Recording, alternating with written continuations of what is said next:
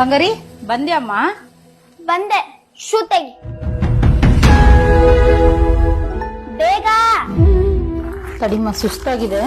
ಮನೇಲಿರ್ತೀಯ, ನಿನ್ಗೇನ್ ಸುಸ್ತಾಗುತ್ತೆ? ನಾನ್ ಸ್ನಾನಕ್ಕೆ ಹೋಗ್ಬೇಕು. ನೀರ್ ಬಿಟ್ಯಾ? ಹೂಮ್ಮ, ರೆಡಿ ಮಾಡ್ತೀನಿ. ರೆಡಿ ಇದೆ. ಅಮ್ಮ ಹಸ್ವಾಗ್ತಾ ಇದೆ. ಬಂಗಾರಿ, ಅನ್ನ ರಸ ಮಾಡಿದೀನಿ, ಒಂದು ತಿನ್ನೆ. ಅನ್ನ ರಸಮೆಲ್ಲ ನಾನ್ ತಿನ್ನಲ್ಲ.